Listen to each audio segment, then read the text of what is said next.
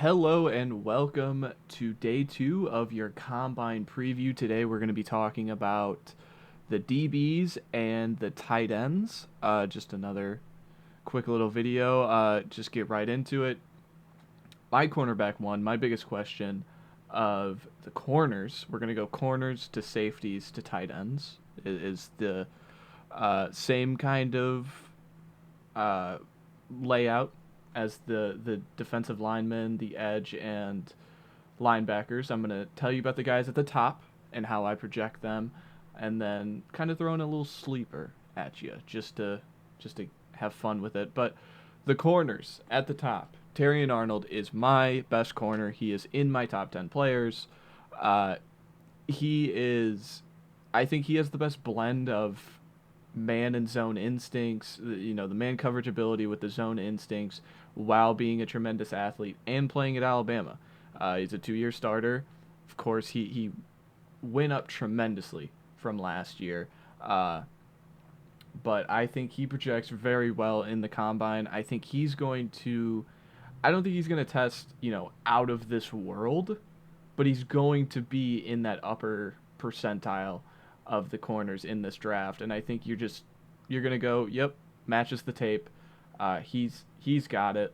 I really believe it. Like it's just that simple. I can rave about him enough. He's great in the run game. He's great in the coverage ability. He has the ball skills of second to none in ball skills to me in this entire class. So yeah, I think with an impressive combine, I think he can stamp a CB1. But there's a guy in this draft that he could have a monumental combine, and that's Quinyon Mitchell. Quinyon Mitchell out of Toledo. Look at those grades the last 2 years, 92.5 and then 91.5 the last 2 years. The way he has played at Toledo, they put him on an island. They knew he was better than everyone else he faced in the MAC, and he backed it up. Back to back years. And then he went to Mobile. And then he backed it up there against the best seniors in the league, in the country. And he, like, they're training and they say he runs in the 4.3s. The guy is 6'3". The guy is massive. He is so long. I am so intrigued to see his measurements and then watch him run. You're gonna go, what? How can he do that? And I think he could really, like, because he has the true man coverage ability. He at the Senior Bowl, he only got beat like one time, and it was the Roman Wilson play you saw on the sideline. But what they don't tell you about is the Roman Wilson play earlier in the day when he completely blanketed Roman Wilson, step for step. It was a double move, uh, downfield fade, and he mirrored him, and he like that was the only rep he lost in the entire weekend, in Mobile.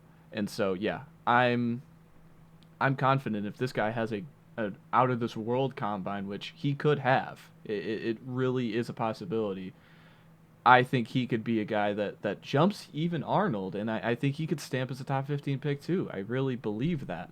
The corners at the top, Nate Wiggins, it's still yet to do on if he's going to do drills. I don't know. Cooper DeJean out of Iowa, I know he's not doing drills.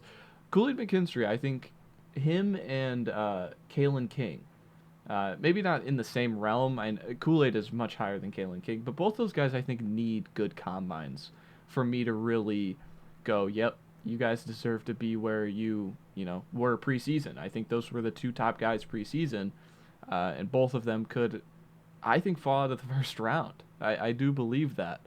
But yeah, that's it for the top corners, just top corner talk. I want to talk about a little sleeper that I've been put onto the last few days, and I've been going through. And that's Renardo Green out of Florida State. This guy is punishing at the point of attack. He bullied the LSU receivers, Brian Thomas Jr., who's 6'4" in his own right, has X size. Malik Neighbors too, who isn't outstandingly, big, but the way he wins the separation, and Renardo Green played him very, very tight all game long, and made it just tough all game long. And his point of attack skills are very, very impressive. And I think that if he has a good combine, and you see him, He's about, he's lighter. He's on the lighter side. I'll give him that. But if he can come in about, 190, and you see the bulk up and you see him try, and he trains for this combine, and he runs in the 4.4s, maybe sniffs the 4.3s, I'll go, whoa, all right, jump him up the board. Jump him up the board, because I really like his tape, and it all comes back to the tape. Don't let the combine. This is just rule of thumb. Don't let the combine be like, well, he had an amazing combine. Let's just run him up the boards. It happened last year with Adetame Abarwe. I did it with the Northwestern D tackle. Always go back to the tape. Always, always, always. If you like what you see at the combine, circle his name and just go look at some tape. That I think that should be a rule of thumb. But that's it for the corners. Let's get to the safeties. Cam Kinchins. Cam Kinchins is the biggest safety question for me, because I think Tyler Nubin out of Minnesota. I think he projects as the best deep safety, the best center fielder in the class. But Kinchins coming out here and really reminding people who he is, I think is important, because he has really lost some traction in the last few months, because the 2023 tape is just not that good. It just isn't. But his 2022 tape is very, very, very good. He moved all around the field, all 3 years, as you can see at the snaps down below. But this past year, he just wasn't good enough.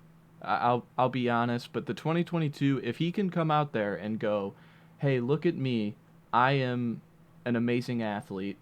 I can do everything you want on a football field. You want me to play nickel? I can. You want me to play deep safety, which likely most of the time he's going to do? I can. You want me to be in the box and play the run, which he can. It is one of those things. He is the versatile chess piece at the top of the draft at the safety, and if he has a really good combine, I think he can jump into that round 2, that top 64 players based on team need. Maybe not on overall pure talent, but he could be the second safety, and pretty easily. Another guy I want to highlight, Jaden Hicks. I think he had an impressive standout Senior Bowl, so I just want to give a little shout out to him. He's been jumping in my rankings too. He's been a very good player. But the safety I'm going to talk about as my sleeper, Jalen Simpson. He's kind of not a safety to me. I think he's another one of those versatile guys. I think he projects as a nickel based on his size. He's very lean. He's I think he's about 175. They have him. Yeah, 178. Can't remember what he weighed in at the Senior Bowl. I should probably know that, but he played 3 years SEC competition at Auburn. The coverage mirroring is real. He has the instincts. He has the ball skills. He is just thin and not active in the run game, and he needs to be. He needs to be. If I'm projecting him as a nickel, he needs to be more active in the run game. But overall, I really like the coverage ability downfield and even in man. Like he's lean, and he got beat a few times and got bullied, but with a very good combine, putting some numbers on the paper, going, oh, all right, let me go take a look, and people are going to take a look and go, whoa, he mirrors a lot of players. He's very good, and he didn't have a standout, Senior Bowl, but it is what it is. And then we get to the last position, tight end, and you cannot have a tight end conversation without Brock Bowers, who probably isn't a tight end. That's the funny thing about Brock Bowers. He's going to test with the tight ends. He's going to interview with the tight ends. And he's going to test better than all of them. And he's going to look much better than all of them. And you're going to go, he's not a tight end. Look at his size. And everyone's going to go, yeah, he's a pass catcher. He's not a tight end. He's not a receiver. He's a pass catcher. He's not going to test quite as the athlete that Kyle Pitts did, but it's one of those things that if someone uses him as a big slot, as Travis Kelce, like, I know it's Travis Kelce, the greatest receiving tight end of all time, but if someone like Antonio Gates too, I know I shouldn't be throwing him with greatest tight ends of all time, but 3 years of outstanding production. 3 years of being the number one guy. They split him like, I don't know if they don't have it on here on the preview, but I want to know, like, he lined up out wide multiple times. He was in the slot a lot of the times. He's not a traditional point of attack tight end line up in a 3-point stance. But he is a versatile just chess piece. That's what he is. Move him all around the field, find your matchup, and Brock Bowers is going to be a mismatch. You want him to, imagine like Jalen Simpson. Jalen Simpson I really like, but if you split out Brock Bowers out wide and you have a 6'4", 240-pound tight end on a 6', 180 nickel, and the tight end / receiver can actually move and get separation, it while having the massive body type advantage, give me a break. It is what it is. Brock Bowers. It goes Brock Bowers, then J.T. Sanders out of Texas. Hook 'em horns. I think he is the next best tight end, very easily. He's the best receiver outside of Bowers. He could have a very good combine and really cement himself as, I'm tight end 2. I go round 2. If you need a tight end in round 2, I go round 2. Brock Bowers would be a top 10 pick, I imagine, just pretty easily. If Kyle Pitts can go 4, Brock Bowers can go top 10. But that's it. And then I want to talk about a little sleeper, kind of the sneaky tight end 3 for me, is Theo Johnson. I think Theo Johnson, like, you see the grades, they're not outstanding. He's not an overwhelming player, but I think with a good combine, he can cement himself as tight end 3 because he just does everything. He's a bigger guy, so he's not going to run fast. 6'6", 264. I think he is the traditional tight end of this class. You want to run some 12 personnel, and you want this guy to be able to move bodies in the run game. You want him to maybe run those little leak routes that you see the guys in Detroit running, kind of just like, oh, you forgot about me. I'm a blocker, but I can get out wide. And he has real slot snaps. Like, look at that. So, I mean, yeah, he doesn't have overwhelming production, but, oh, I just noticed that they have the snaps. I could go back with Bowers. Look at that. 148, 259. Just that's my mistake. But yeah, I think Theo Johnson is the most traditional tight end of the bunch, and I think he does it the best out of anyone compared to, an A.J. Barner out of Michigan, Kate Stover out of Ohio State. I think Theo Johnson is the best of the bunch in that kind of third tier.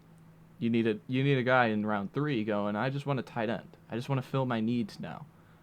Theo Johnson will be a productive player. And compared to a guy like Brenton Strange, who is his teammate out of Penn State, he went second round based on need last year in a great tight end class. This is a weaker tight end class. Theo Johnson could really jump up the boards with a good combine. But that's it for me. That's it for day 2 preview. I hope you enjoy day 2 of the combine. Make sure you come back and you get ready for day 3, the skill position day. That's the big money day. Quarterbacks, receivers, running backs, those guys.